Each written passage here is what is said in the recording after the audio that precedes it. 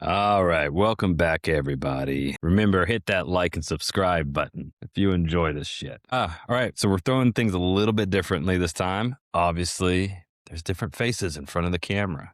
This is Josh. So if we're both named Josh, we're going to go ahead and establish your Josh number 2. Always. But I think if we do a spinoff thing, we got to figure out a name. Is this like the Josh Attack show? Is it just Josh and you show? Wonder what it's going to be. Oh my god. I've been going by JC more often now because my boss's name is also Josh. Oh, okay. So Yeah, I like JC. I there always took you needs for a religious person, so Jesus Christ. there I like needs it. to be a distinction in chat when someone's like, Josh, I need you, and we're both like, Wait, what? No, that's cool. So why don't you real quick, whatever you want to say, introduce yourself a little bit, just so people kind of know a little bit about who you are. so my name's Josh. I worked in the film industry as a rigging grip for about 8 years, and then WGA and SAG struck about 3 years ago when their contract was up, and kind of immediately after that, the film industry went overseas. Mhm. So I work in real estate sort of, but I'm not a realtor. I just Real estate adjacent. real estate adjacent. I look for like investor properties and help manage properties, but yeah, that's what I'm up to now. All right. And you got a couple, I think, do we still got a couple chickens or like a little homestead that you're Yeah, trying to I got set up? 4 chickens. Yeah. All right. Nope. That's a good little brief introduction. So I'm sure we'll delve more into your brain when it comes to that type of stuff later. Weird. So unfortunately, a staple that has become a normal thing with my shows is every week there seems to be another celebrity death, and so I always bring it up and to see Who if the people have who's died connections to it. recently? Well, so since the last time I recorded, it was Eric Dane, Mr. McSteamy. To those who watched Grey's Anatomy, I did not, but my wife informed me about that. I knew him from the TV show Euphoria. Oh, I have not seen Euphoria, but Great show. seeing his face, I do recognize him. I'm sure Jess would be very upset about that. I did Mhm. not watch Grey's Anatomy, Yeah, I didn't have that connection either, but but I have heard that he's. I mean, yes, he is very good looking. Right? that's right. And we appreciate them all. But yeah, I guess he announced he had ALS about 10 months ago. So not a good way to go.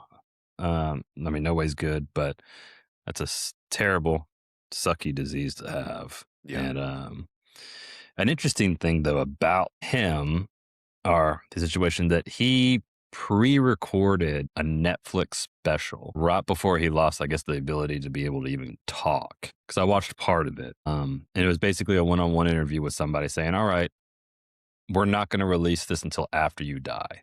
So, what is the message that you want to leave to people, and then also the message you want to leave to your loved ones?" And I didn't watch all of it.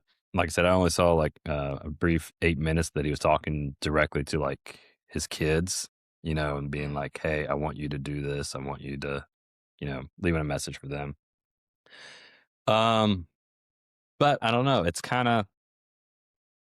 kind of like, all right, that's cool that people could do that, but at the same time, also it's also I wonder if that's going to be a new norm now, I especially with celebrities. I mean, if he's Making it directly public. addressing his kids, I also feel like it's a little odd that it's like a public size thing Correct. rather than just a video you record and Correct. I mean, like it was sweet. I cried. I'll be honest. I cried because that's the part I saw was him directing towards his kids. So I'm like, shit. The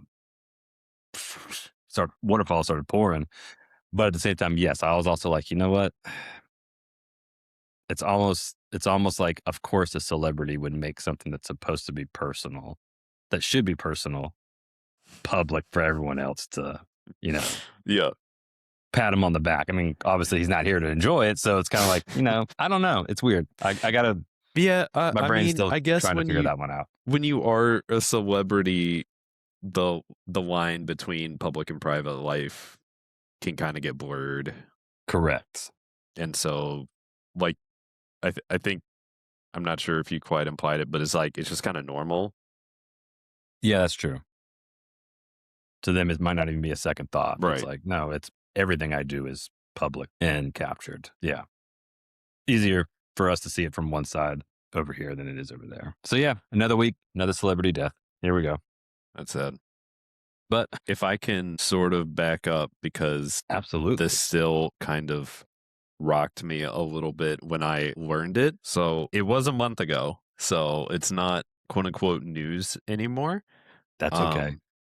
But a political activist named Michael Parenti died Okay. January 24th of this year. Last year I like started reading his books, Hmm. and I guess I hadn't looked up where he was. I didn't even know that he was still alive. And then I learned like a week after the fact that he had passed. Yeah, he's a pretty fantastic How do you spell his last name? parent with an I at the end. Oh. um yeah. So he passed away. Rest in peace. A lot of people are familiar with a book called Manufacturing Consent by Noam I've heard of Chomsky. that. Yeah, I've heard that. Yeah.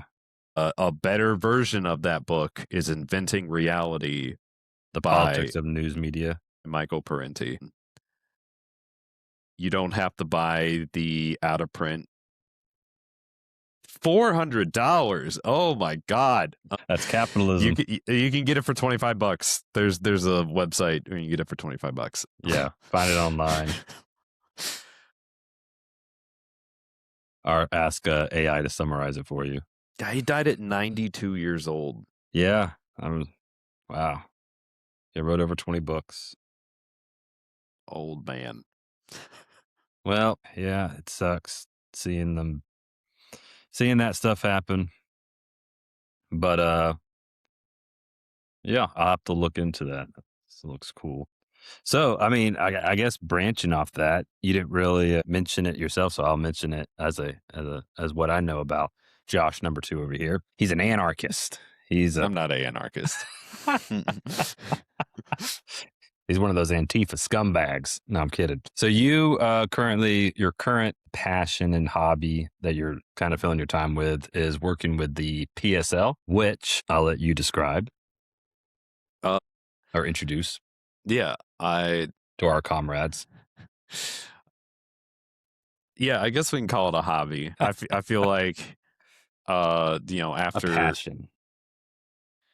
yeah, we can Yeah. call it that. Like after Trump was elected the second time, I felt the need to get more involved with the community. And I found like a bunch of different activist groups, like environmental ones, people trying to help out the homeless. But my problem was I kept finding kind of, I don't want to say defunct communities, but like not particularly active. And, you go to their website and they're like, hey, donate here. But in November 2025, the SNAP benefits dried up, and Yeah. there was a news or something popped up on Instagram where there was a group that was throwing like this breakfast thing for Mhm. anyone who wanted it. Right. Yeah. And, they were bringing attention to the fact that SNAP benefits run out and the normal people that it affects. Correct. And I was like, oh shit, there's people out there doing things. Turns out it's PSL, Party for Socialism and Liberation. I've been a member for like a couple of months, and I've been involved in like a number of local struggles in DeKalb County. It's been really good. No, good. And yeah, I mean, like I told you off air, I've been part of their Facebook group for probably over a year, and you've done more with them in the short months that you've been with them than I ever have. So I thank you for representing the Joshes of the group. But no, it's I mean, in a way, you can look at it.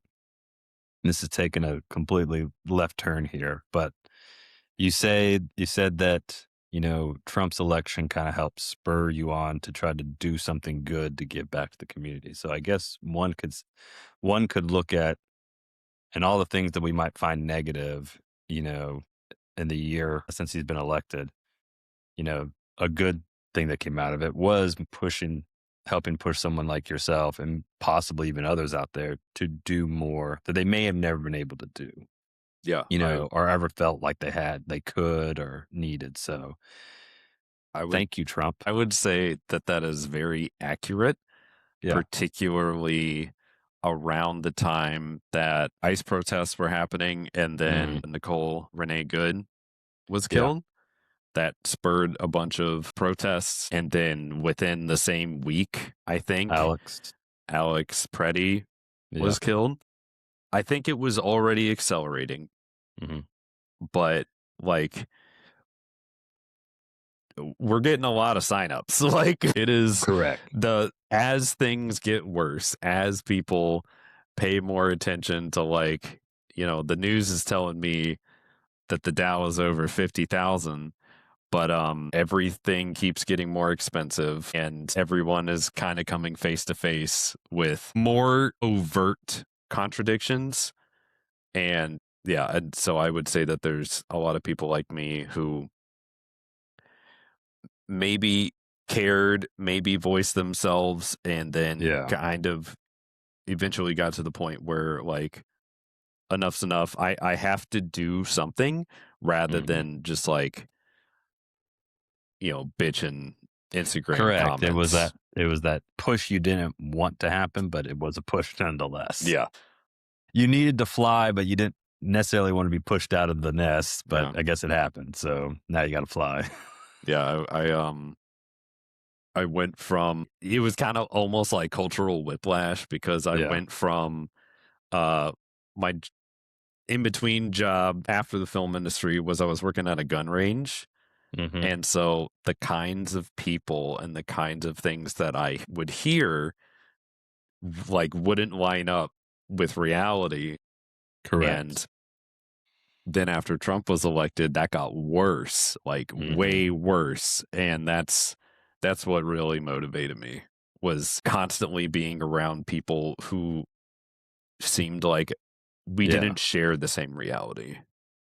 When Alex Parente passed, you weren't working at the gun range at that time, right? You had already No. left there. Yeah. That would have been an interesting that would have been interesting. I'll put it at that Yeah. because So one side effect of working at the gun range is a couple of the personalities there like Mhm. are like live rent free in my brain. Correct. And so when something happens, whether it's like a headline or Mhm. news, I already have in my head how What that that person is reaction. how Yeah. that person is reacting. And I have a friend over there who I could text and be like, "Hey, So what did they say? what's the vibe?" And then they just like confirm my bias, and I'm like, "Yep, that's Gotcha. sad. That's what I thought." Yeah. Mm. Yeah, Um, and yeah, we had when that happened, we did a recording within 24 hours of that happening. And now me and the other guys, Greg and Preston, we're all pro Second Amendment. Like we're pro guns. I don't personally own a gun. You know that because I've reached out to you multiple times, occasionally asking questions, but I still haven't pulled the trigger. I'm getting one. Um, but yeah, it was interesting our discussion on again how some people all of a sudden were thrust to either defend the Second Amendment, his right to carry, or decide to all of a sudden be like, well, no, you can't, do it because you're on that side of the aisle. yeah, you know, I would say that's one of the more overt contradictions. correct. Like I'm very pro Second Amendment, and obviously the people who like run the gun range are pro Yeah, Second Amendment. their Like whole livelihood depends on the that Second would be Amendment. really goofy if they weren't. But yeah, so Preddy, I know we're getting Parenti and Preddy Yeah, mixed up, sorry. but Preddy was concealed carrying. He Yep. had a permit to do so. Hmm. I don't think he needed one, but like just to show that he was like following all the rules that you're supposed Yeah. to. His gun stayed holstered, etc. And yeah, that was one of those things where I was like, ooh, this is pertinent. And, I asked my inside man to give me the scoop. And Yep.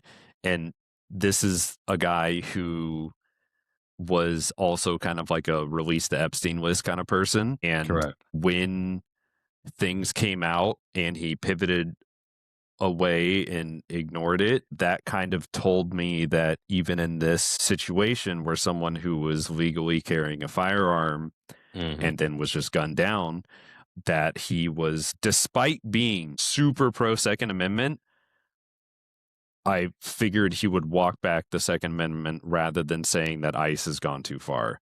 And I Correct. was correct because I guess the narrative is Well, he kicked a van the week before, and he all of a sudden was trying to. He was suicidal.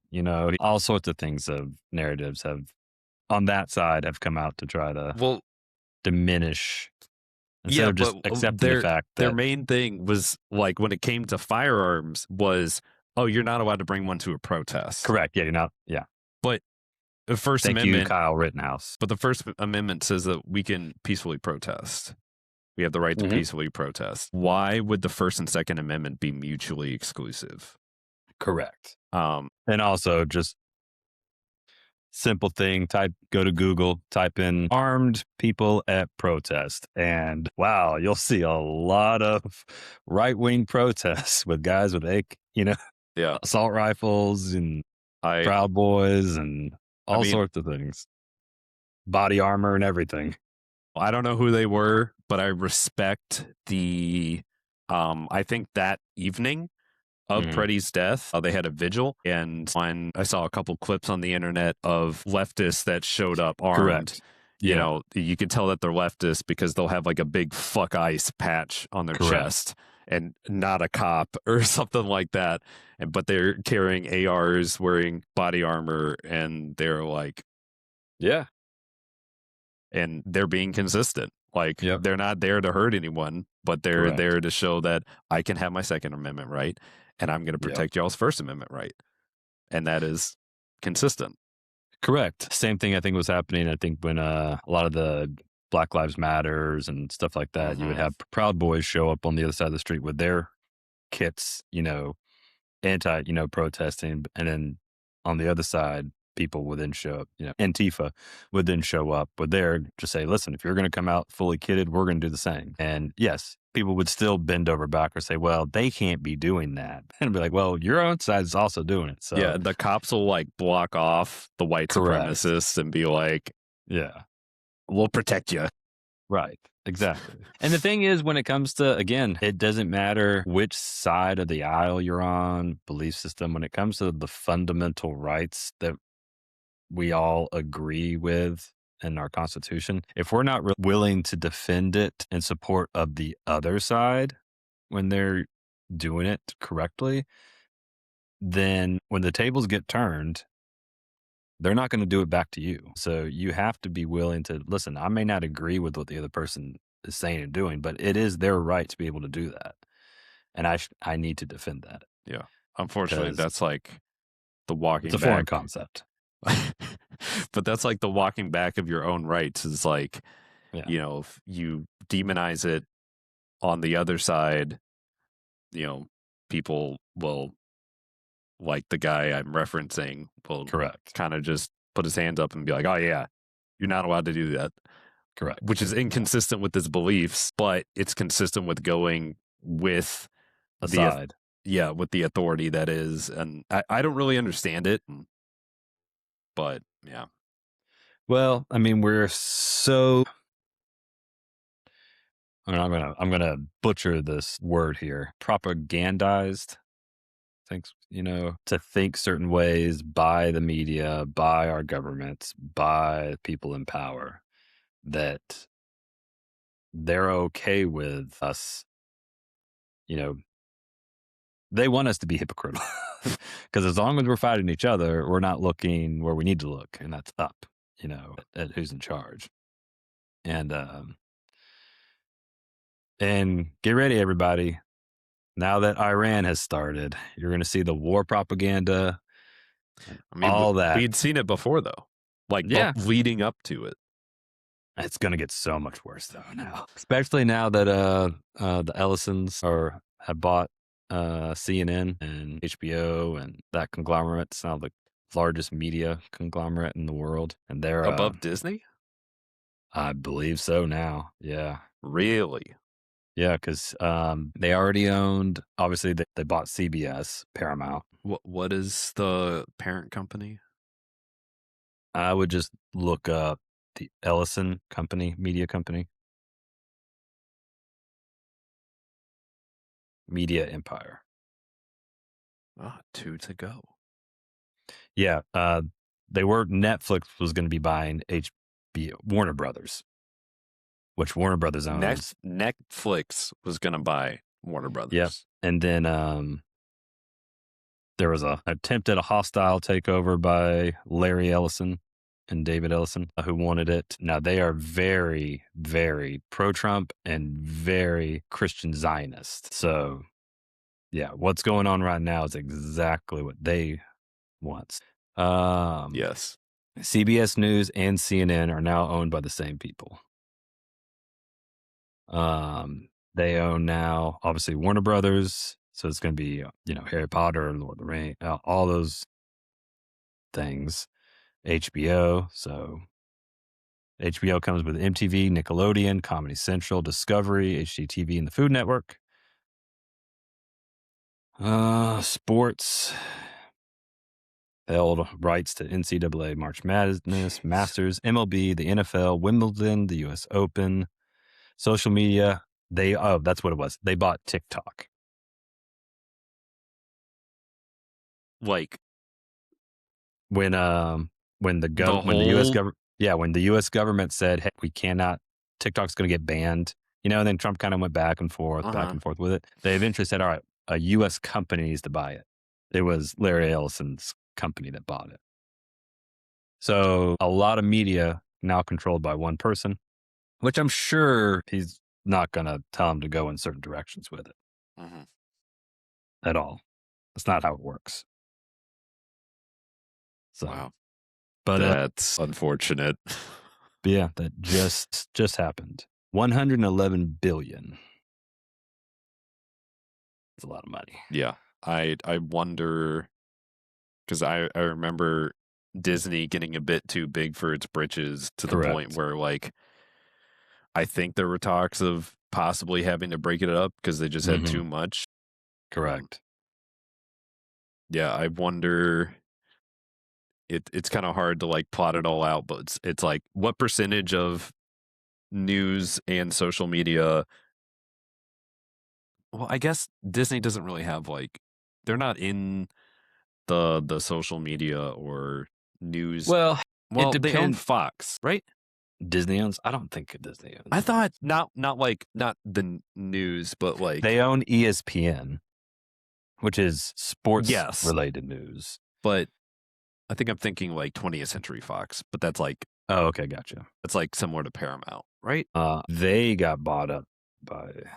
I know that was a while ago, but that was kind of what put me on the like, oh, Disney, It is owned by Disney. after Yeah, buying Star Wars and Marvel, I'm just like, oh, they own correct. all the movies, all the TV shows. So it was a big. It's all coming together now. Starting to hit. So yeah, it was a big deal when Walt Disney Company did buy 20th Century Fox back in 2019. So not that long ago. At that time, that buyout, which was a lot, was 71.3 billion.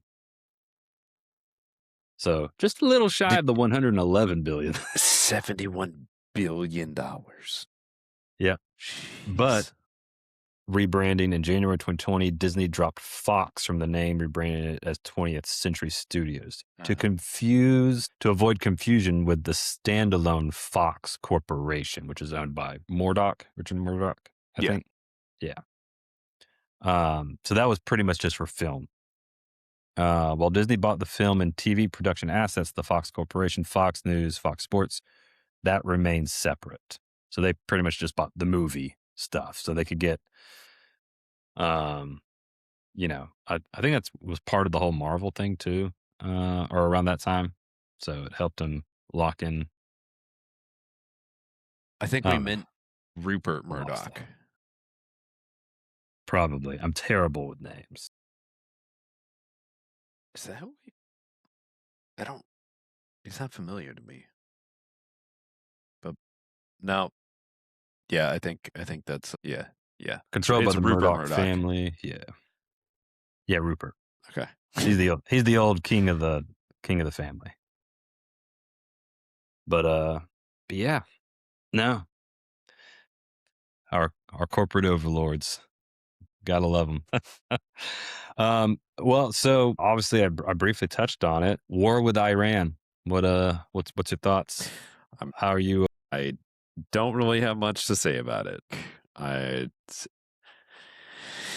it's just Trump looking for something to do, something Yeah. for people to talk about other than how many times his name shows up in the files, the pedophile files. Yep. Oh, we know what you're talking about. Yeah, it's more American imperialism. Yeah. Gotta keep the war machine going. Gotta keep pumping the money into it. One thing I do want to touch on, I don't know if this is true. No, well, I'm all about bringing up conspiracy theories. They are conspiracy theories. Well, I'll say it. Sometimes it's not always fact, but gotta talk about them. Allegedly, some of the kind of like naval cruisers, like big battleships, Mm-hmm.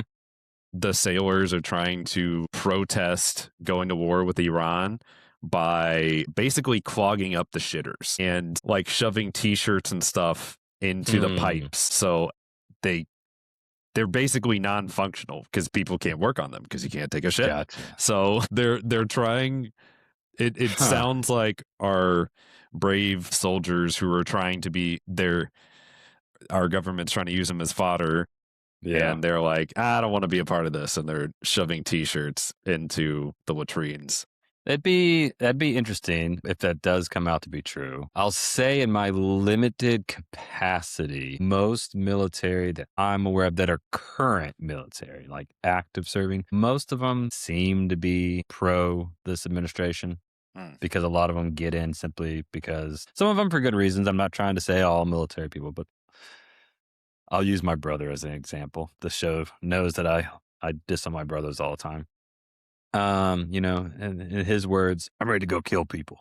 Now, he never left mainland Japan in his 4 years before he got out, but he was gung ho and that's all he wanted to do. And whichever president allowed him to do it, that's what he cared for. And I remember, yeah, it was always tough to talk to him politics back in the day. Yeah, unfortunately, that's But all. a lot of my friends that are out of the military who served, a lot of them have gone to the other side, more left. And maybe not even left in all things. Like, for instance, I know one guy, I won't mention his name, but it's been interesting to follow where he was, even the beginning of Trump, very supportive and, hoorah, Trump's elected, to now, like the last 5 or 6 posts, every one of them's bashing Trump because of the Epstein files. And he's like, you've betrayed me. You're hiding. You're blah, blah, blah, blah, blah. So I have seen some turn, which has been interesting. Yeah. I just want to go back real quick. There The is shitters. in the Military Watch magazine, there's an article about their U.S. Navy's top supercarrier, USS Gerald Ford, suffers raw sewage overflows during deployment against Iran. Nice. But to hit on what you're saying, unfortunately, my experience is also very similar to where people are, when you go into the military, you're broken down and rebuilt from scratch. And Correct. they kind of hit you with a ton of propaganda. These people are your enemies, and we glorify our soldiers to the point where criticism of the actions of the government by using the military tend to get a little warped. Correct. And some of that is necessary. Like from a hey, listen, I all of a sudden become king one day of a fiefdom and I need a military. Some of that is necessary. You have to do in order to maintain something. Like there is a little bit that has to be there. Sure. But you've seen our budget. It also takes a bad apple to come in there and use that to do But things you shouldn't be doing. also look at the military budget as Correct. opposed to something like we talked about SNAP benefits. Correct. The fact that we could subsidize medical care for Yeah. all of our citizens. But I've also I mean, we already subsidize the healthcare for Israel citizens, so why can't we do our oh own? yeah. Oh yeah, we send them a lot of money and Oh, they have yeah. subsidized healthcare Oh, and we yeah. don't. Universal basic income. A That's lot of the weird. don't even have to work. Don't you think that's Let's a be little nice. weird? But to my experience has also been ex-military people are very pro-military. Correct. And I've talked to a number of people about this, and their experiences has been different than mine. And Yeah. their experience is when they are talking to veterans, you know, one of the pipelines into going into the military, one of the draws is that they'll pay for your education. Correct. And so if you come from a poor household and you're like, I can't get a college education, but Yeah. I can do military work, Shoot, serve even middle my class these days can't even afford college. and I can do military work for Yeah. like 3 to 7 years or whatever it Mhm. is. They'll pay for my education, and going from being poor to being taken advantage of by the government just to be used as a body. And then Correct. you come out of that and you know, you really see how fucked up that situation is. And I've had a number of people give me that perspective. Yeah.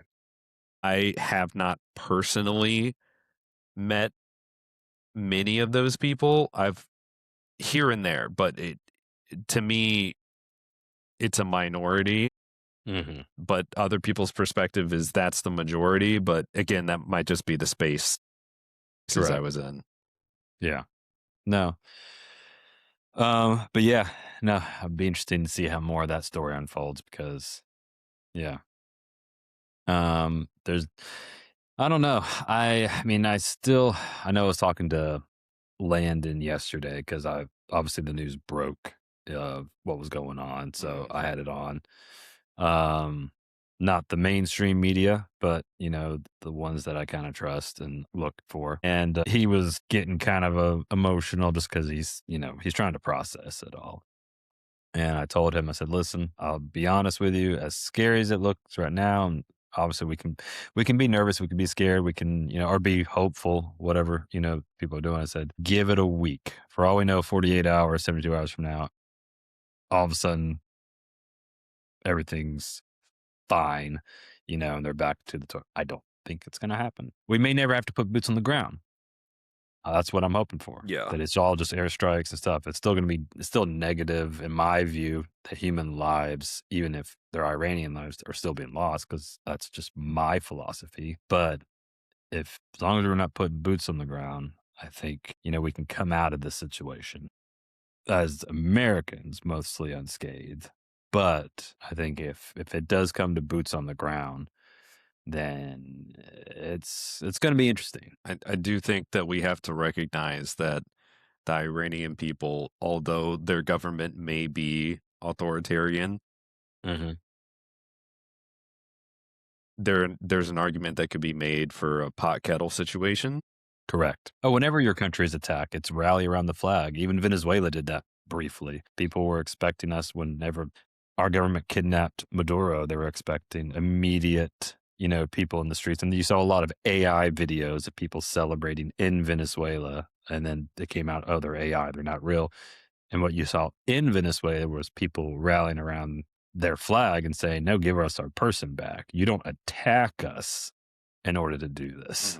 Mhm. Same thing with Iran. I mean, there was videos today of people. Yes, there is a large amount of people that don't like the government who would love to see it overthrown and changes happen 100%. But there's also a large amount of people that actually did want their government because of their own personal beliefs. Millions of people. And it's not going to be a regime change is not going to just happen. And we have to recognize that most of the people in Iran are doing what we're doing. They're just trying to survive. They have a job. They're Correct. trying to feed their family.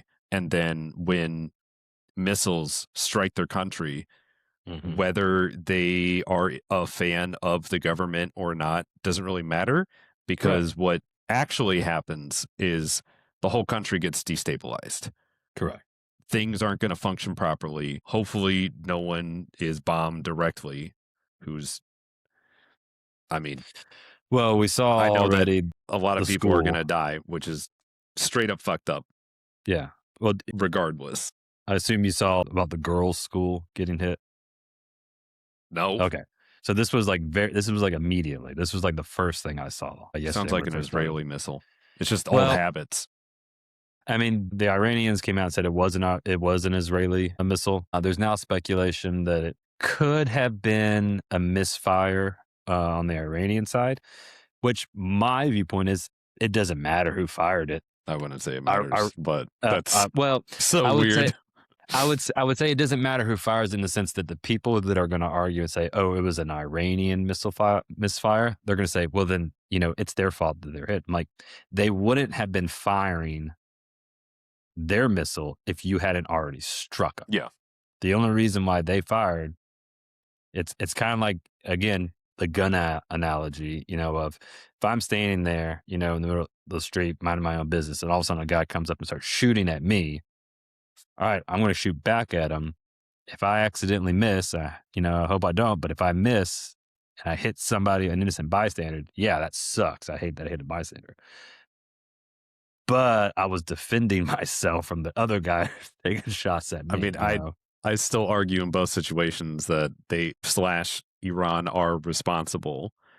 But Yes. again, people are dying over nothing. Mhm. And I think that the US propaganda can be like, we're liberating Iran, we're stopping their nuclear capacities. But I thought we did that 7 I months ago. thought we had already done that, allegedly. The fact that most majority, almost want to say all of the people in Iran's lives are just going to get worse from Yeah. this kind of violence for no reason. Yes, correct. And that's always, again, human life. Doesn't matter where you are, what you believe in, what country, who you support. It's human life. And that's where I struggle with war in general. It always affects the people that it doesn't need to affect. And I mean, hopefully you made reference to Venezuela. No, what was it? Caracas was mhm, bombed. People were killed for no reason, yeah, just so that we could get some hands on some oil. yeah, And I saw that the leader of Iran was killed in a strike. So even though I do not at all condone or agree with this unnecessary violence, I do hope that both Israel and the US can kind of be like, yeah, I think we did what we needed to and we can leave now, instead of continuing unnecessary violence, like at the very least. correct. Well, I saw an interesting, I don't have the actual post to bring up, but I'll summarize it here. And it was a list of Ayatollah, the leader of Iran. It was his name and his age, Trump's name and his age, and then Netanyahu's name and his age. The Ayatollah is like 86 years old. Trump's like what, 79 or something like that, at high 70s. Mhm. And like Netanyahu was like the youngest at like 76. Okay. Kind of around that. And it was like, we're starting a war where none of these people will just die, or all these people would have just died from old age in the next 4 to 5 years anyway. And they're all trying to take each other out. It's humorous, but at the same time, slightly true that, again, our government and world is being run by a bunch of old people that should have been put in the nursing home. Yeah. You know, take the keys away from grandpa, and none of this would be happening. And then our children, our brothers, our Correct. family members that are being sent over there and being Yep. shot at. Yep. Very appropriate this time to be playing BYOB from System of a Down. Why don't presidents start the war? Why do they always send the poor? But I see, obviously there's gonna be some conspiracy theories and everything going around. Some have a little bit of truth, some don't. I saw one that was kind of interesting, and that's the whole kind of bringing in the whole Epstein files into this whole mix of things, Into the Iran conflict? into the Iran conflict. One was that Israel Israel is all. I mean, I've got my own views on these Israel as a government, as their current administration, and how they push and manipulate and use us, our government, to do their bidding for them. And so part of this conspiracy theory is that obviously with Epstein's ties, and I won't go into it here. I've mentioned it several times in the past. His ties to Mossad and governments around the world and selling secrets and all sorts of different things, being a facilitator. How much of, if not all, of the Epstein files do the Israelis control? And so part of Trump, trying to keep it hush hush here is also Israel saying, hey, listen, if you don't help us bomb Iran, if you don't do these things, then we are going to, release some of the stuff. Uh, it's interesting in a sense. I mean, take it from just a factual matter. Trump ran on, not starting wars, not being, all this. Now, again, he's blown a lot of hot air on other things as well and backtracked it. But that is generally a thing he always kind of criticized historically and all that. If there's one thing that you can say about him, he does seem to follow the polls and what, the news people are saying. And so he sees that his numbers are tanking. He sees all this stuff. He knows that, he should know that the American people, asked people a week ago, hey, do you want to go to war with Iran? The majority of people would have been like, fuck no. Let's not do that. The midterms are coming up. His own side should know that starting a war up for the midterms basically seals the deal. You're not winning it. So there's like so many. So yeah. Yeah. So there's so many things that looking at himself, why it's a bad thing to do. So then why do it? Yeah, that's Unless there was some sort of influence or push. I saw someone said, maybe he was told or he was under the impression that Israel was going to fire a nuke. So he was like, nope, no nuclear weapons will help you, just so you don't have to fire a nuke. Different thoughts and conspiracies on that. Because I mean, he basically, obviously, he's betrayed Iran and other countries before with false negotiations and then attacking it. That's been his playbook, which apparently is what they did today. Because interesting enough, Israel has come out and said that the attack that happened yesterday has been in the works and has been discussed and was put on the calendar months ago. This was all pre-planned, pre-organized, pre-planned. Hey, we're going to do it this day. Why? Because it matches some biblical verse in Deuteronomy, blah, blah, blah, blah, blah. So they've turned it into a religious thing. So by them coming out and saying that, if it's true, then that kind of puts Trump in a pickle of, yeah, you've been lying this whole time. Always said it.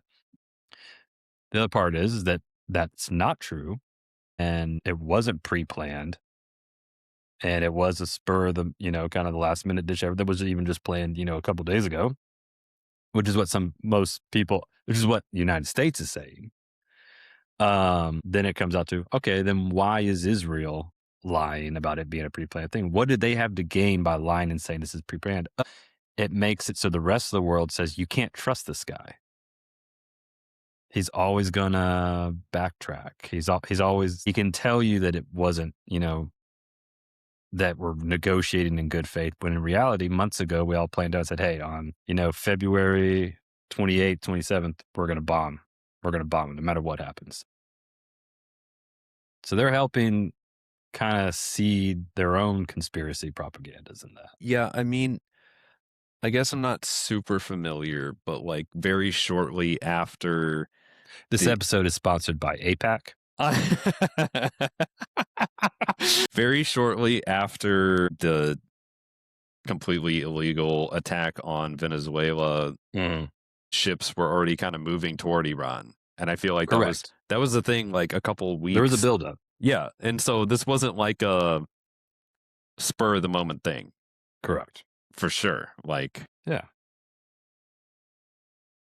yeah, no, there was a whole lot of posturing beforehand. Everyone Mhm. kind of smelled it coming. I mean, no, I couldn't really possibly be like, oh, this is the reason why, but um obviously is Israel and Iran have had conflicts over the course of the past calendar year.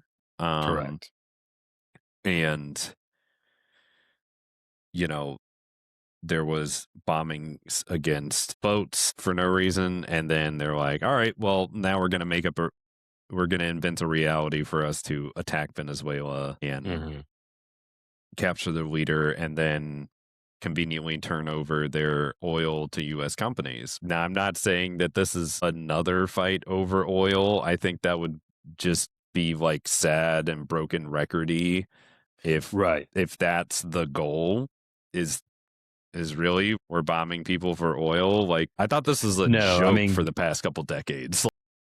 gas prices are about to shoot up a bunch just because they had to close the Strait of whatever that passage is, the Suez or whatever. I mean, I think that 80%, 60% of like the world's oil flows past Iran. Mm.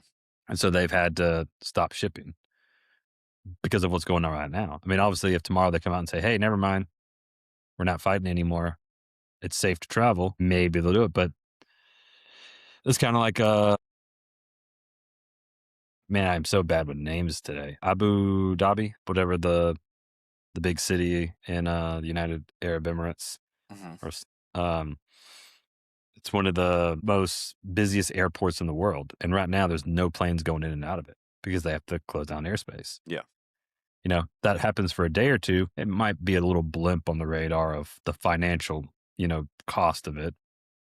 But if this continues a week, 2 weeks, there's a financial hit that they're going to take because of no travel and everything like that. Same thing with gas. If there's not gas traveling along that strait to get to where it needs to go, that's going to hit. So, Yeah. And I think which that, is not going to help no, and Trump on his midterms no, and when gas that's, hits $5 a gallon. I think that's another thing I don't really understand is I get that there were like bullshit reasons for this conflict, but like even if you are pro MAGA, it's like, okay, so like you said, if gas prices go up, Correct. people are dying. Like you said, hopefully there's no boots on the ground. But if there's boots on the ground, then your brothers are dying. Yeah. And why? Like, Yeah. what's the benefit? Correct. It's try to look at it from And then you a, said like political his political numbers are point of going view. Like down. what's the why? His numbers Why are do going this? down. This isn't a popular thing. No. So that's only going to get worse. Like I don't really see the end game strat. Correct. Yeah. No, it's conspiracy. There's something going on. I mean, obviously the best solution I can come up with, that's the obvious thing. It's kind of like him revealing the UFO documents are going to start coming out. It's a distraction from the Epstein, But what's the obviously. benefit though? But you're willing to distract from the Epstein files by putting American lives in danger? Like Like how fucked up is that? you'll just literally do anything. Correct. That doesn't make any sense. I'm not saying it's wrong. It just that doesn't make any sense.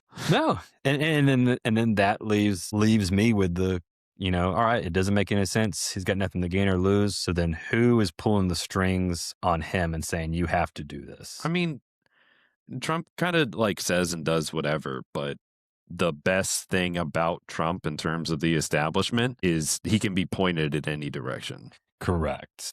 So I guess to your question is Who's pointing him? right, who's on his shoulder being like, yes, this is the direction that we need to go. Mm-hmm. Is it Joaquin Martin? Probably. Is it Right. APAC? Probably. But I guess I'm missing the Well, What's the narrative of let's take why it. this needed to happen? So I'll Like backtrack a from little bit. media. Correct. So I'll backtrack a little bit. Josh's conspiracy brain here. I'm going to paint a picture. Start linking things on the wall, little strings going. So, all right, let's take my conspiracy. Since thankfully APAC doesn't sponsor this show, like I mentioned before, so I'm not worried about losing that sponsorship and money. Let's just take the Israel part of it. So, since my opinion, probably I know it's your opinion, and most of us watch the show. Since the genocide in Gaza has started, Americans' view of supporting Israel has gone down. It has not gone up. Now I think we're almost, if not at 50% of the country not wanting to support Israel or not supporting the current administration, because there is a difference. A lot of times when people say, I don't support Israel, you immediately get labeled as anti Semitic and blah, blah. No. There's a difference with just not supporting what the current government is doing versus not supporting Israel as a people, their right to live and everything else. So there is a difference. But they know and they see based off polling and everything else that they are losing American support. And there's a good chance that they probably also see that the way Trump's numbers are going, the way the midterms are going, there's a very good chance there might be a president elected who may not look favorably at Israel like our previous ones always have. They, as a society themselves, are also struggling because since the war in Gaza, they've lost a lot of their college educated secular citizens have moved and left the country. And what is left in their country as the majority are the religious Zionists who, thanks to all our money that we give to them, don't work, don't join the military.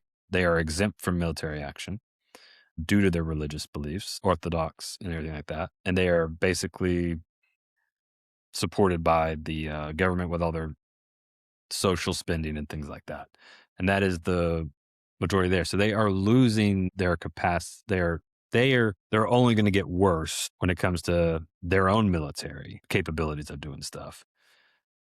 So if you take those two things together, if you're going to strike Iran, which is something that Netanyahu, I mean, you look at Iraq, every war that we've gotten into the Middle East since he's been around, you can go back and look at videos a week before things were happening. And it's him saying, you have to help get rid of the axis of evil. Yeah. I mean, he's always been there to help spur America along. He helped push the weapons of mass destruction, narrative. So you take those things, you take the theory that the Ellison family of buying up all these news organizations, TikTok and everything here, and them being self-proclaimed Zionists themselves. Israel's this is as high as they're going to get. They control media narratives. Their military is as strong as it's going to get because it's only going to go down from here because of their own population and things they've enacted. And then the support from America is not guaranteed moving forward. Therefore, if a strike is going to happen, you have to do it now. And you're going to pull whatever levers you can to make it happen. Because there was even reports leaks in our government saying that, yes, even though we had built up and everything like that, Trump was basically saying, I'm not going to fire on Iran unless Israel does. So Israel has to start it. And that basically gave Israel all right, as long as you're there to back us, yeah, we'll start it. We'll fire. Full Because send. the first news things I saw when I woke up wasn't the U.S. fired on Iran. It was Israel fired on Iran. And then it was minutes and stuff later before they updated. Oh, yeah. And then also the U.S. is also fired on Iran. So I do want to back up just a moment. I think it's really cool and interesting to hear that there are people in Israel who, have seen the genocide despite the fact that Israel's propaganda is extremely potent. And to hear that they left is really, really cool. However, I do want to clarify that the reason why criticizing the state of Israel is not anti-Semitic is because Israel, even though they paint themselves and the propaganda points to this is like a Jewish state, Correct. that's just propaganda. Mhm. And so, first of all, we're criticizing a government.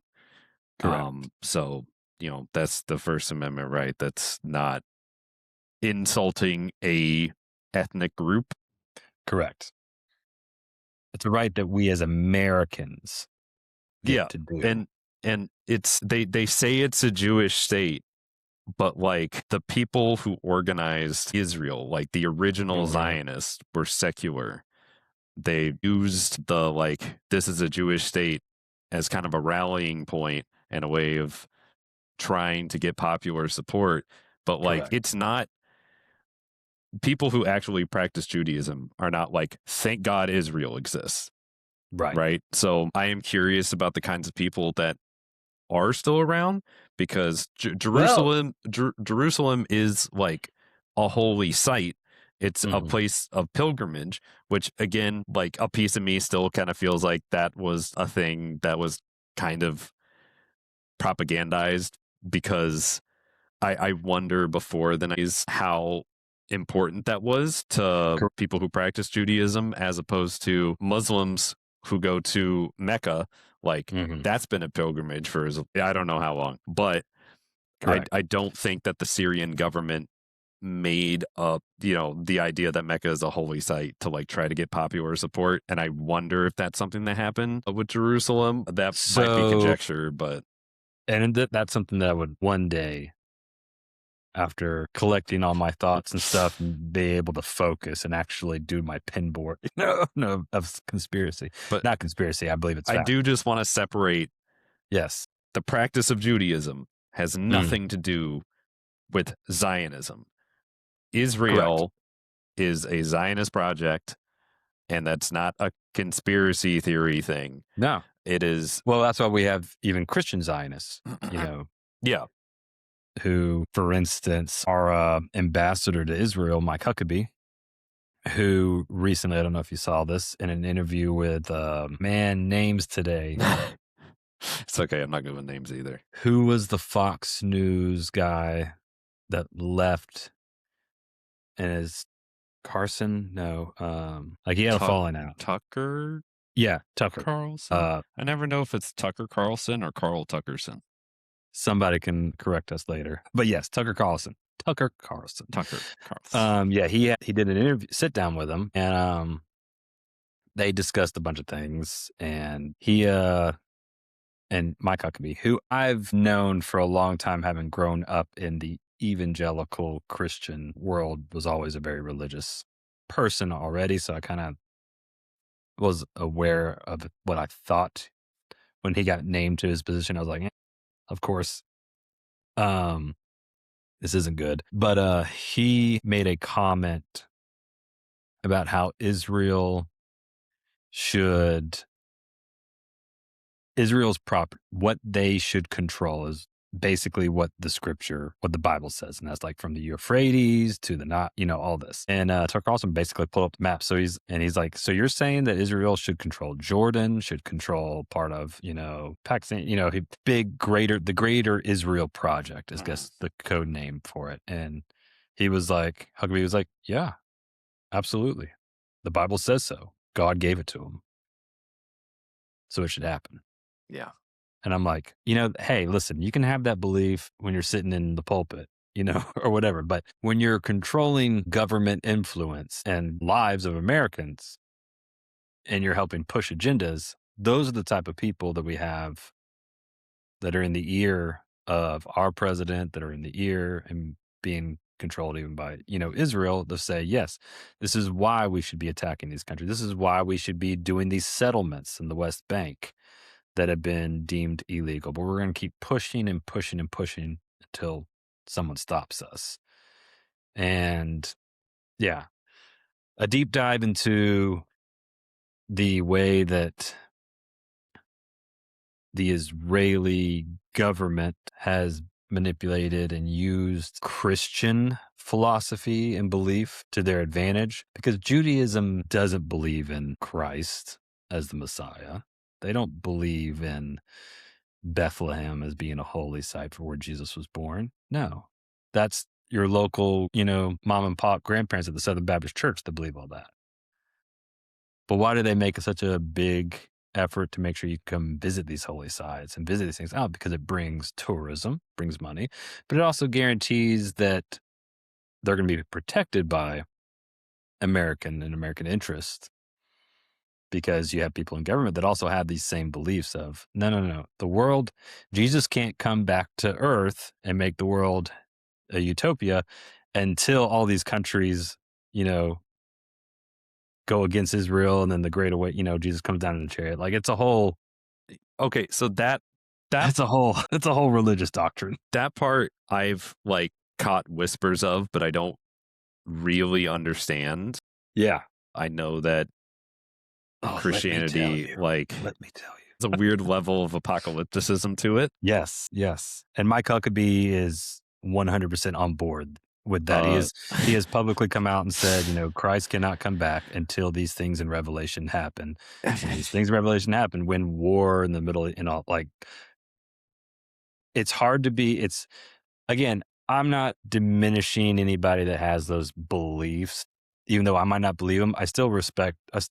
Even if I think you're wrong and whatever, you still have your own beliefs. As long as it makes you a good person, I don't really care, and you're not interfering with somebody else's life. The problem is when you have those beliefs and you're, say, like in American government, that means you're attributing and you're trying to push agendas that could harm people because you're trying to push your religious doctrine of, hey, guess what? In order for Jesus to come back, we have to have a war happen over here. Yeah. So in order the end of the world, and guess what? If the end of the world happens, then America no longer exists because it's the end of the world. So really, you're not doing things for pro-America. You're doing it for your religious beliefs. The history of Judaism and Christianity is, I think, very, very interesting. Yeah. I'm assuming that the wall that's like the big place that you make a They pilgrimage go and pray, to, put their heads up. Yeah, I'm assuming that's like rubble from like the It's like King David's time, or at least they say it's like like King Josiah's Yahweh site. Like, I'm assuming that was like one of the great temples that existed at the time. I don't know, but yeah, the Christian belief of the like Western Wall, or the Wailing Wall, the most sacred site in Judaism, located in the old city of Jerusalem. It's the remnant of the second temple built by Herod, and it was always a center for Jewish pilgrimage and prayer for centuries. Okay, so it's always been a sacred space. Now that makes sense if it is like some of the original ruins of the second temple. That's really cool. Hello, Duke gives hugs.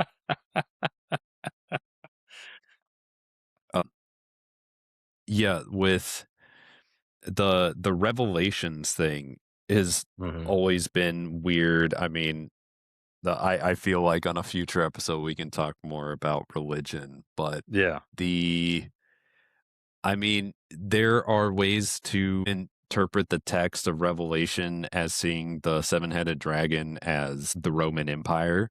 Correct. In which case, it's already happened. Like, sorry, there's no end to look forward to. It already happened. And looking at Revelations and thinking about the end times is another way of, when you look at the Crusades that happened, those people thought they were living the end times. Correct. But here we are. So the idea that's like, nah, this time for real though, like, yeah, it's, I mean, it's dream interpretation. It's mythos. Correct. It's, if you look the Mayan calendar, if you look back historically, people have been saying the end is coming, and yet here we are. Correct. It's 2026. I guess I do remember growing up and hearing that like the second coming is like soon.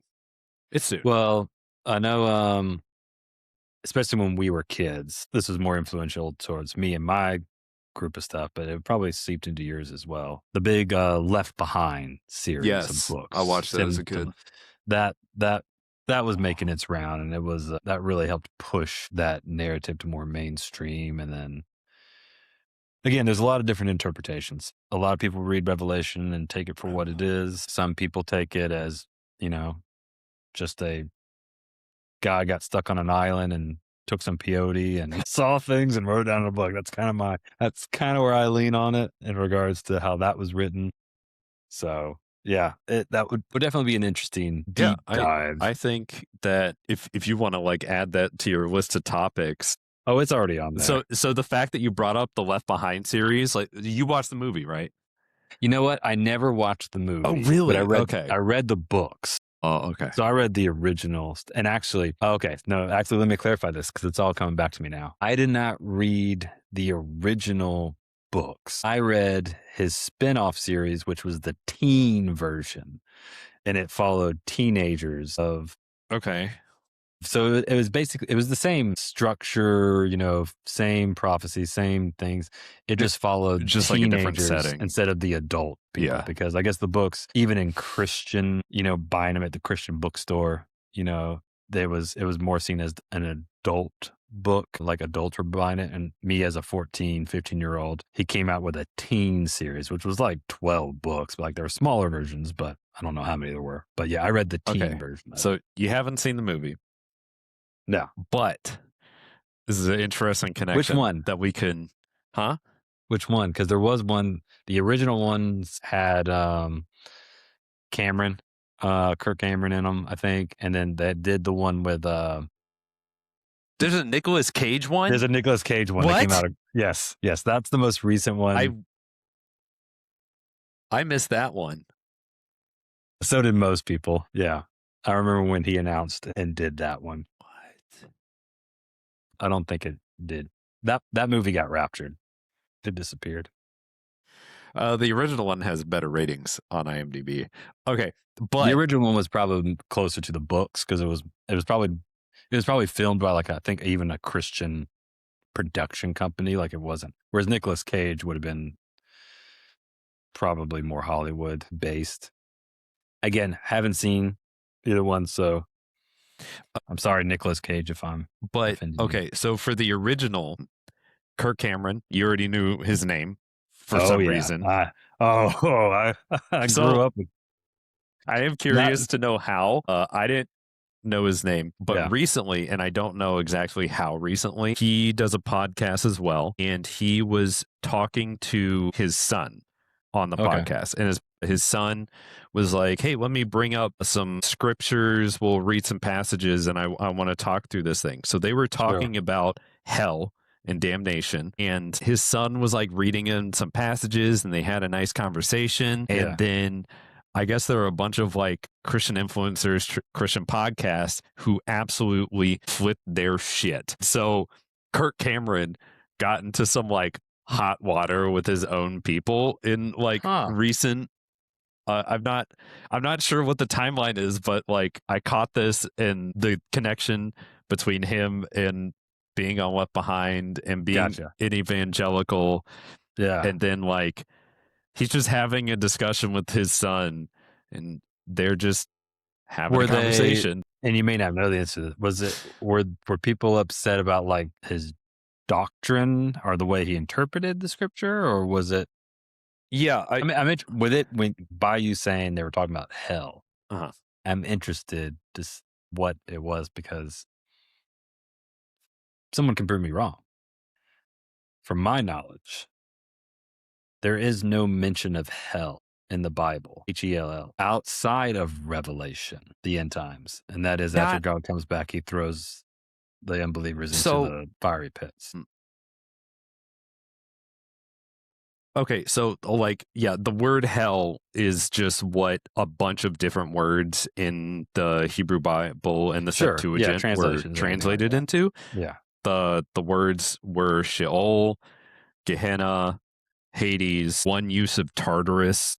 Okay. And then I can't remember if it was Tartarus or like the lake of fire is what's in Revelation. The lake of fire is Revelation. Correct. But the conversation they were having was essentially, so evangelical Christians believe that if you don't believe in Jesus Christ and then you die, you go to Right. hell and then you're just like tortured consciously for Correct. eternity. Yeah. And I guess that's a stronger dogmatic pillar in the Christian faith than I had thought, because Oh, they that that's how parents make sure you stay obedient, and that's how yeah, pastors make sure you don't leave the church. that Because if sounds you like do, a you could go to useful hell. tool rather Yes, than like it's control. a positive belief that makes sense. Yeah. But so they were talking about it, and the passages that his son was bringing up and they were talking about essentially pointed more towards what's called annihilationism, which is to say that when you die, maybe something happens, but your consciousness is snuffed. You cease Mm. to exist. And they went back and forth about that. They talked about that. So they're debating the possibility that there is even an Yeah, afterlife. just like looking at the scripture and just being like, Correct. hey, this isn't what it says about life after death. And basically the entirety of like Christian podcasters and shit were like Yeah. basically lambasting Kirk Cameron. Yeah. And so, and I also thought that one of the funny things is Kirk Cameron's responses is like, I expected this kind of shutdown from the From the left. And it's left, just like, not the right. shut the fuck up. But yeah, Hey, so I I mean, thought, people take religion, and I get it as someone who grew up in it. People take religion and things that make them have to think, outside of their wheelhouse or disagreements when it comes to their religion, very serious. Like that is the most powerful motivator for so much yeah. And instead of, in our society. it's funny, you'll get like, you can criticize the Bible and then they're like, oh, well, we'll have you read it. And then you can like read some scripture at them and they're like, whoa, whoa, whoa. Yeah. I'm going to stop you right there.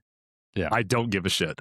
Like, whatever thought terminating cliche they require, or if they've jumped through the hoops, then they'll have like an apologetic response of like why that doesn't matter as much.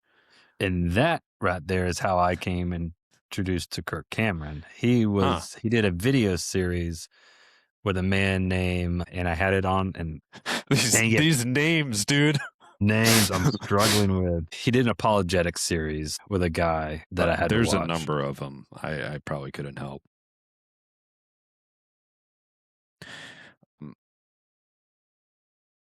Oh yeah, Called The Way of the Master. who was it with? Ray Comfort. He was like an Australian. He was from New Zealand or something like that. So yeah, I watched those movies, things way too much. You growing up. When you were younger, you watched apologetic videos? Yeah. Or? So I mean, there was excuse me, different like times where like say would go to a Christian conference or a Christian retreat, and those are the type of things like, so like, some people would go to Boy Scouts or some sort of school retreat, and they might get together and watch, for the nightly movie they might watch Ghostbusters. Mm-hmm. For me, it was, we got together and we watched, some sort of biblical teaching video, apologetics on how to argue your faith. Yeah, I think his famous, all right, I'll do it. His famous teaching was, he was famous for he would do like things, I guess, before it became popular, where you would just walk up to a random person and say, hey, stick a microphone in front of their face. Yeah. So he did it before YouTube was a thing. So he's one of the original OGs. Wow. But he'd walk up, put a camera and a microphone in front of the place and be like, hey, and I'm going to butcher the accent here, but hey, do you believe you're a good person? And the person would always be like, yeah, yeah, I am. And he'd be like, all right, well, have you ever lied? And they'd be like, well, yeah. And they go, have you ever looked at a woman with lust in your eyes? They'd be like, well, sheepishly, yeah. You go, all right, well, that means you're a bad person and you're going to hell, unless you pray to Jesus Christ be your savior. And that he would do this whole little spin thing. And so that was kind of, they would teach, and we watched that to learn, all right, that's what you should do, is that when you go up and you talk to these people and you say, do you believe you're going to heaven? You go, yeah, or whatever, I don't believe in. You're like, well, the scripture says, if you do this, you're it's all bad. It's all bad. So therefore you have to be forgiven. And yeah. Boom. I just went back to 16-year-old Josh Damn. for a second. I'm glad I didn't get into Christian apologetics before I left the church, because I'm sure I would have gone into it hard and it would have taken longer to be like, why does it take so many mental gymnastics to ignore a contradiction within the Bible It's instead of interesting. just taking it on its own terms, Well, like every other text? correct. I mean, again, I say it's easy for us to look at from the outside looking in and be like, you're picking and choosing, you're being hypocritical, you're taking certain things out of context and not taking other things, and then just looking at what we accept as fact and fiction and all the other information we have. It is interesting having come from that. I understand why some people cling on to it so much. I mean, church in itself can be your only avenue for a lot of people to have your own your social life. Your business can sometimes be tied into church and a belief system. So when you start challenging that or disagreeing and stuff, you all of a sudden could lose that stuff. I know my own upbringing. I mean, my dad was the pastor of his own home church, and he created his own home church as a pastor because he believed the local churches around us didn't teach what he wanted them to teach, that they were too secular, or whatever it was. So he created his own and other families came in. And then when I left that and got kind of kicked out for there was one family that kind of took me in because they were like, nah, Josh is still a cool kid. So what that he likes to look at porn every once in a while? He's still cool. So they kind of like took me in a little bit, and that caused them to be kind of, in a way, ostracized and kicked out of the home church that was their social network. Like they hung out. We all hung out together. And so by going against even in a small thing like that. So, then you take that small example and all of a sudden, you're in a church with 100 people. You go once, maybe twice a week, and it's, you own your own business and a lot of those people there maybe come visit your own business. And then all of a sudden one day you say, you know what? I don't believe what the pastor's saying about this certain thing. So let me challenge him on it. And you challenge him on it. And then that pastor maybe says, oh, all right, cool to disagree. But maybe he also says, no, you shouldn't be challenging on that. You're Satan's putting ideas in your head that you shouldn't have. So you either repent and change your mindset and get back to what you were before, or you keep going down that path. And if you keep going down that path, the likelihood of you being, say, kicked away from the church, or maybe you still go, but your friends stop talking to you because they've been told, hey, he's needs to rethink things. Your business gets affected because maybe those people don't start coming to you.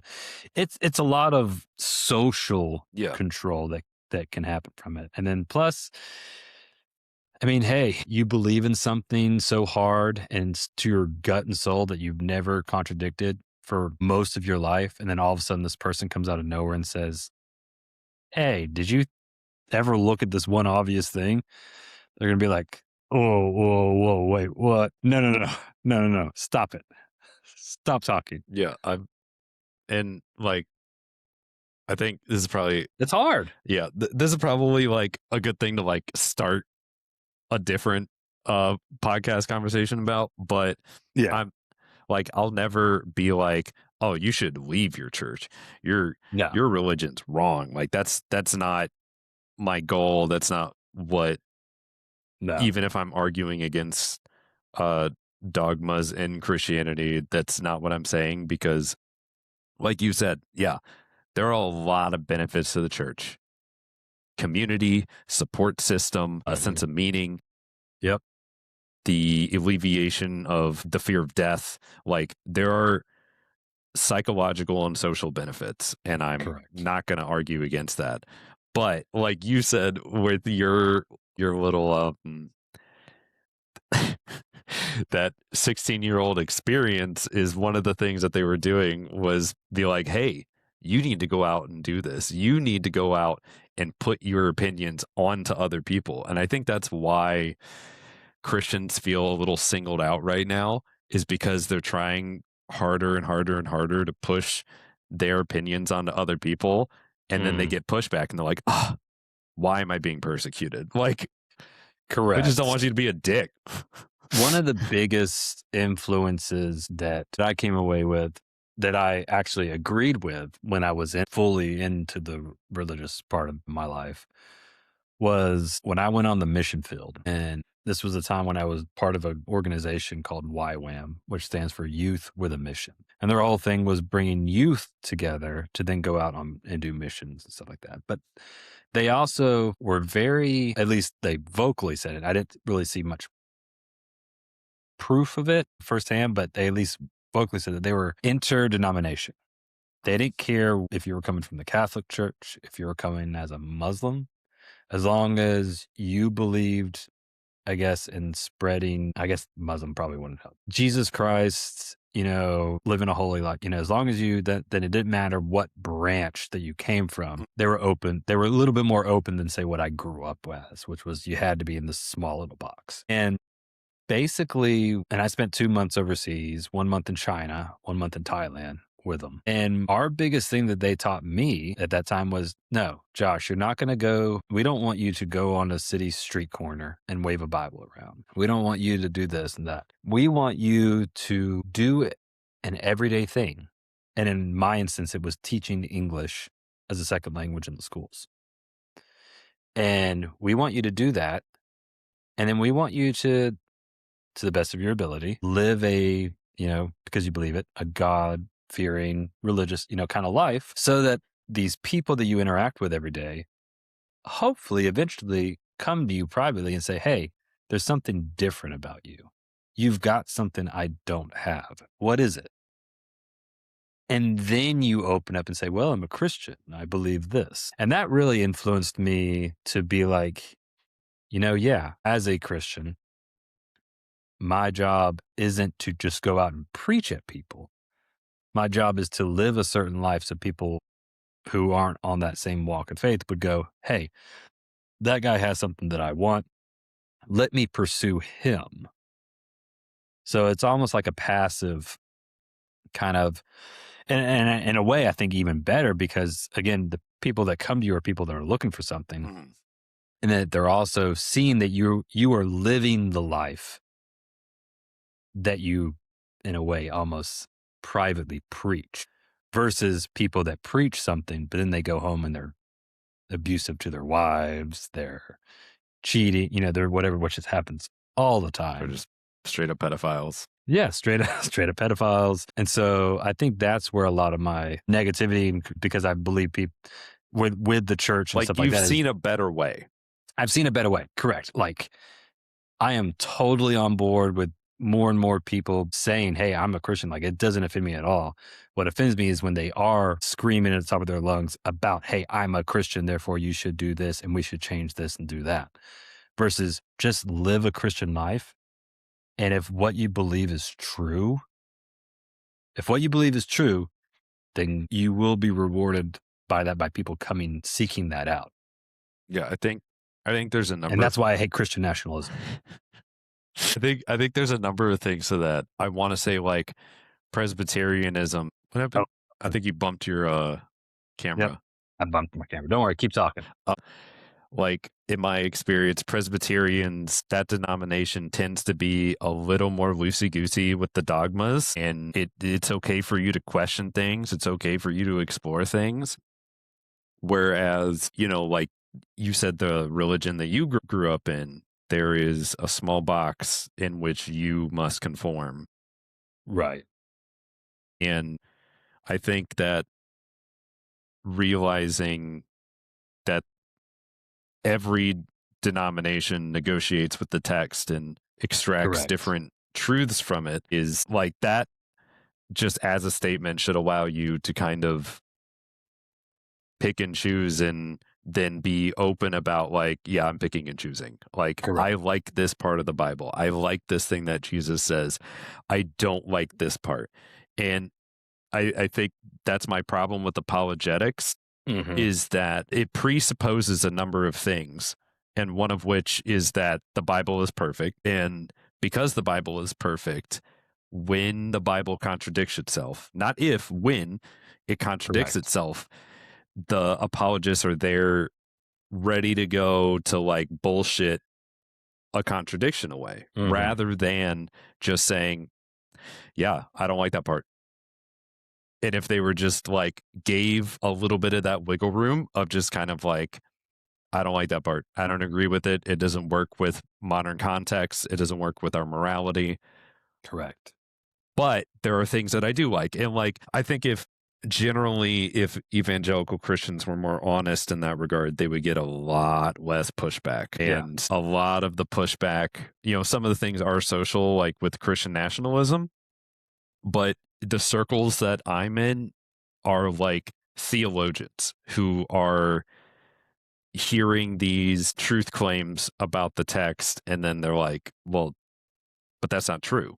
And then it's Right. like, and it has to be like the only way to defend these statements from a Christian perspective is to have a dogma that says that the Bible is inerrant. Correct. And like, it's hard to have a conversation. It's hard to even set like the boundaries of reality when we can't come to an agreement. But yeah, no, that's real interesting to hear about. I didn't know you had gone overseas to do that kind of stuff. To do It's some, eye opening. yeah, Yeah. I bet. I mean, I tell people this all the time. I said, I'm grateful for the experiences and the way I was raised, even being raised in all that, because it helped create who I am today. And who I am today is somebody I'm proud of and happy with. But it also does allow me that, yes, I can have these discussions with both sides and see both sides. I may not agree with the person, but I can still see why they do it. I had an almost 2 hour long phone call with a guy the other week who had seen a couple of the videos that I had posted and stuff. And he called me, or he asked, hey, can we have a phone call conversation? Now, this guy did not grow up with him as a person. I played board games with him like once or twice. And that was about it. And you know, because I use the Facebooks, we were friends on Facebook, and so he would see things. And anyway, he talked, and after, hey man, how's life going? I was like, all right, so what do you want to call me about? He then goes on a 45-minute talk by himself with me just listening. And I had to stop him at 45 minutes, say, all right, give me now, let me write down everything you said so I can know how to respond. And it was basic stuff. He had recently come into his faith. I don't know if it was for the first time or if it was coming back into it from childhood, but he had recently, got back into church and everything. And he was struggling because he was struggling with, and he wanted my help and opinion, or he thought he wanted my help and opinion on how to communicate his belief to people on the left and people on the right. And the reason why he was wanting to do it on people on the left, because he felt like every time he tried to assist people online who would be talking about ICE or immigration, something like that, he would try to give them facts, and they would always come back and, oh, you're instigating, or he would always feel like they were attacking him. And then on the people on the right, he was having a hard time justifying and feeling okay with our current administration, because this was like a day after Trump's ape video that he did of the Obamas. And that was the key that unlocked his brain of, oh, shit, maybe my president is a racist. So he was having a hard time he was having a hard time grapple with that. Long story short, I give him some, little bit of advice here and there on how I think, how I believe talking and not talking. And basically was like, listen, I don't seek it out on other people's platforms anymore. I said, if they want to come to me, great. Let's have a conversation. But I said, I've kind of washed my hands of scrolling through Facebook or things and seeing somebody post something that I disagree with and commenting and saying, all right, let's have a discussion. No. It causes too much stuff anymore. It's not worth it. I said, try to live the life you want to live and let them come to you. Kind of like what I was taught in YWAM. But the interesting, and I don't know where I was going with this. I think I know where I'm going with this.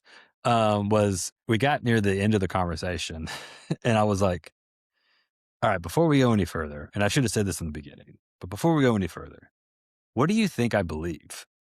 And he was like, oh, well, you believe Christ is your personal savior, blah, blah, blah. You're on my same wavelength. And I was like, okay, no, that's cool. Um, I'm glad you felt comfortable to come to me with that. I said, no, I don't.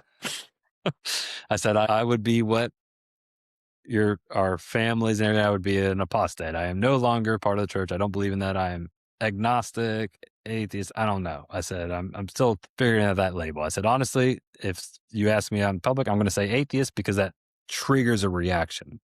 And it triggers a reaction to then us having a discussion where then I can better explain, hey, we actually have a lot more aligned if you take it layer by layer. So, yeah. But again, based off what he saw me presenting online, because that's all he knew of me, was he would just see my Facebook posts, he would see the videos, and he'd be like, okay, he's clearly Christian because he's saying love your neighbor, he's saying I support you. He's only ever talking about helping each other. Yeah. So, and it was funny because at one point in the conversation, he made a comment of like, and this is before I said the religious, I think this might've been after I said I wasn't religious anymore. He was like, oh, that I can never not, because that's how I get my moral focus. Like if you're not religious, you're not going to be moral. Like you're not going to be able to. And I was like, I mean, maybe it is for you, but for me, I don't need the Bible or a religious leader to tell me, hey, don't steal, to know that it's not right to not steal. So I don't know. That was a tangent. No. I like that. No, there's definitely a lot to it. Yeah, I also agree. I don't require there to be a God in order for morality to be a thing. Right. I don't think it needs to be grounded in an all-powerful God, in some quote-unquote objective morality, in order to be something that we can talk about, Yeah. and something that we can participate in. Yeah. But yeah, I think that's interesting because Oh, I know where I was going with this. Hold on. okay. I'm going to interrupt you before I forget it again. Okay. I say all that to say that as I create this channel stuff, I want people from no matter what you believe, Christian, non-Christian, science, not whatever it is. I want people to feel like they can. I don't want them to feel isolated. Like, all right, well, Josh has established this is what he believes, so therefore I can't talk to him about these things. No, I'm an open person, and I also don't believe in hateful debate.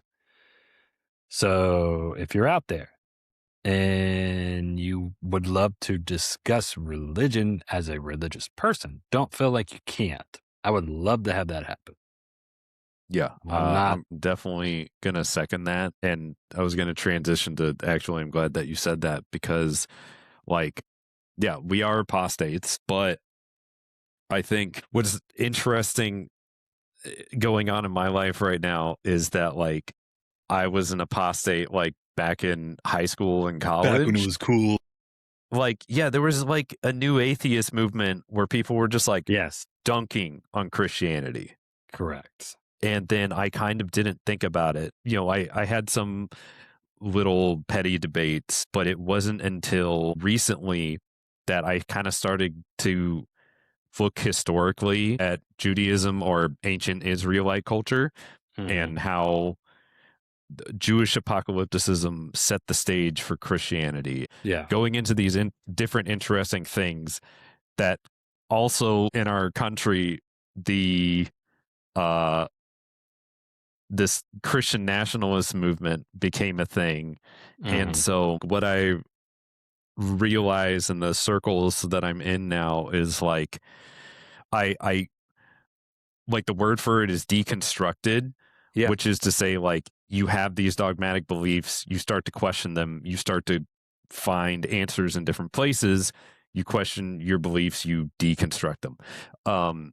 And I guess I had kind of done that back in high school and college, but now, 15 years later, I'm revisiting him and really dissecting Yeah. what I grew up believing and where those beliefs came from and things like that. And yeah, I 100% agree with you. Like, if you want to talk religion, I'm all for it. I'm not gonna like I'm not in that like new atheist thing where it's all about slam dunking. Correct. I think that there's I don't Coming out of know. the conversation with a win. Yeah, and I don't know if there's like a cute term for it. Maybe we can call it post atheism, where I'm starting to get into these circles of realizing that people like Christopher Hitchens and Richard Dawkins and, you know, like the Mm-hmm. big atheist names were like, God isn't real. This is why I think that And you're we can stupid move if you on don't. without him. Yeah. And like this new post atheist movement is like, well, actually, humans have done religion as far as we know for as long as we've been a species, Correct. and ignoring that is to ignore a piece of ourselves. And this Correct. kind of post atheist movement is more about like taking the things that are good about religion, applying them to your life, using them as tools, using the parables that you like and resonate with you, and etc. Yeah. And applying it to your life and your family. And the good thing about that approach is you don't have to have the harmful dogmatic beliefs. Correct. Um, so when it comes to your friend who like saw you as a good Christian man, I bet you were just like, yes, thank you. Like, yeah, that's a compliment. Like I wouldn't, No, I did. right? I did. Like, I did take it as a compliment, and I yeah, was grateful that he felt the need to, again, he felt comfortable opening up to me about something that, again, it's hard, especially, I mean, just take the religious part of it. It's hard as a man to open up and be vulnerable to other people, much less someone you only know through Facebook, Hmm. really. And so I know I don't bring that story up to make fun of him or, you know, kind of dunk on that. As a matter of fact, I think he was asking about doing a spinoff show with him on it. So that's why I had to say, wait a minute, before we go any further, just so you know, if we did a spinoff show, I'm not exactly on your wavelength. Yeah. Yeah, it's like I can see value in it. I'm Yes. not here to dunk on it, I'm but also not going to support it 100% like you thought I was going right. to.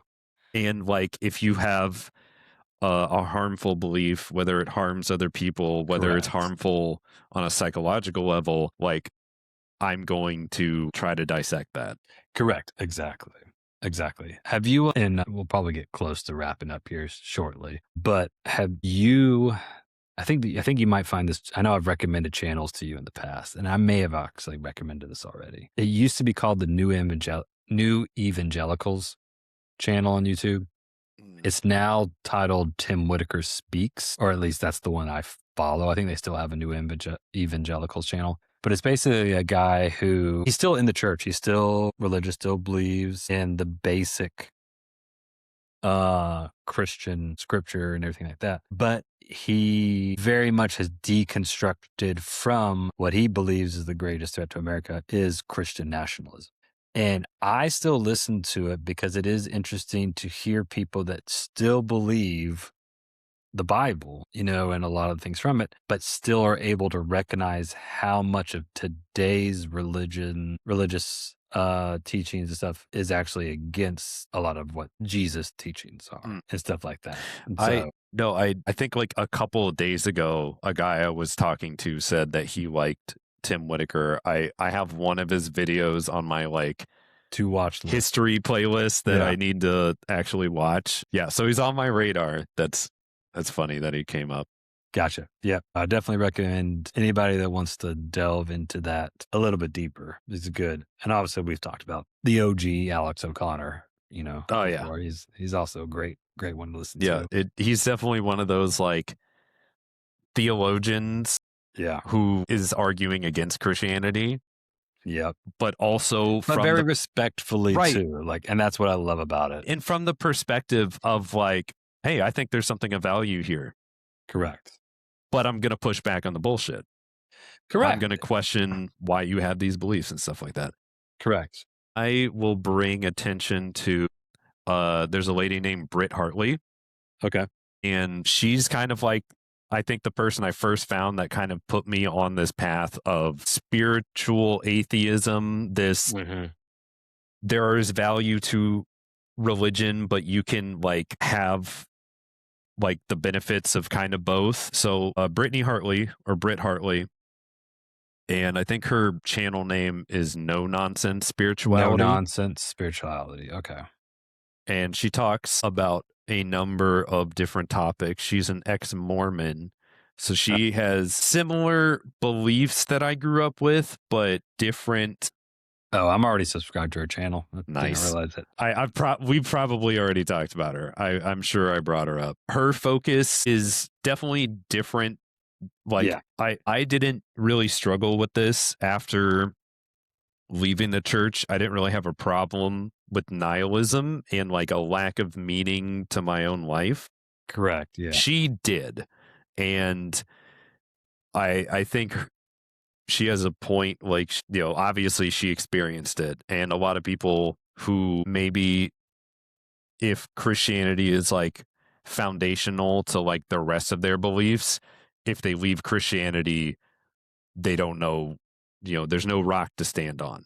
Right. And I think that her content is very much geared towards what do you do afterward? Correct. How do you build meaning in your life? How do you find a rock to stand on? And that's not something I've had to deal with, but I still like her perspective of like religion has good things, but it can be harmful. Therefore, let's take out the good things. Let's leave the harmful shit behind. Let's bring these tools into our lives. And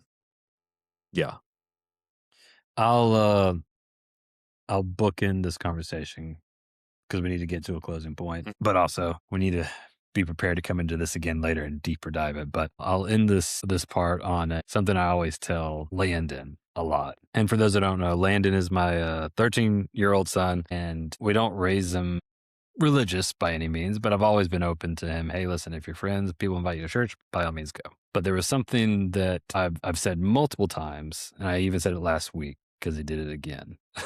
And that is whenever if he would curse in front of us, which we don't allow it, but you know, sometimes he's 13 now. He tries to be a rebel and tries to curse and think he's cool. So we were playing a board game and something bad happened in the board game. And he's like, oh, Jesus Christ. And I was like, no, stop. And then I explained to him like, listen, I don't like you using Jesus Christ as a curse word. Now, granted, I don't necessarily believe in the whole religious part of it. I said, but a lot of people do. And so don't build that habit of possibly offending others, but also from just a stoic perspective of let's try to emulate great people that may or may not have lived. Jesus is someone who I believe you should exemplify. You should kind of look up to. He preached love thy neighbor. He preached take care of the poor. He preached, you know, so many good things. I said, so, you know, if you need to say, oh my God, curse him. He was the asshole in the book. Jesus was a cool dude. It was his dad that was the problem.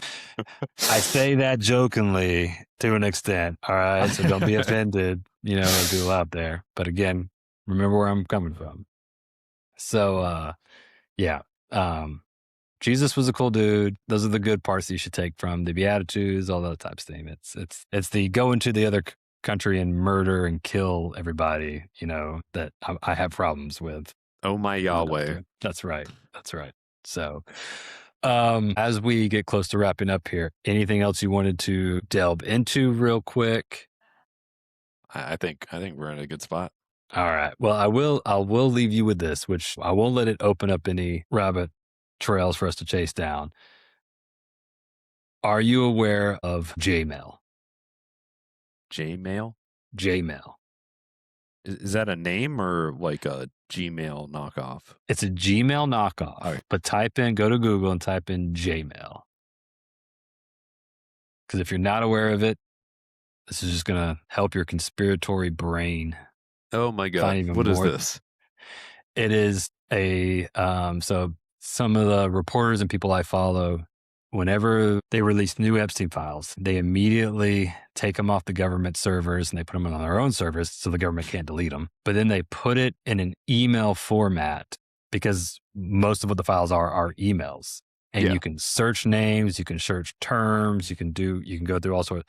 And so, yes, if you wanted to delve down that Epstein rabbit hole and actually look at the stuff without having to type in EP ESP dash 111124.777 to find that particular file, you search it that way. So it's dark. It's a long way. What a fucking pivot. It is. It was a pivot, all right. But I definitely recommend. Jmail incorporates Gemini spelled with a J, and artificial intelligence, and a parody of Gemini. Yeah, it's a total parody thing. But all the stuff that's posted on there are the files that have been released. So woof. Yeah, what you see on there are the real things. So yeah. You're welcome. More things for you to worry about, stress about. So no, I think this was good. Yikes. And I think we definitely need to do this again. I'll see if I can bring another person into it as well to kind of help out our brains with it all. And if not, hey, I'm willing to do just two of us again. But no, that was fun. So remember, everybody, like and subscribe, share it with your friend, do the algorithm things. Bye-bye.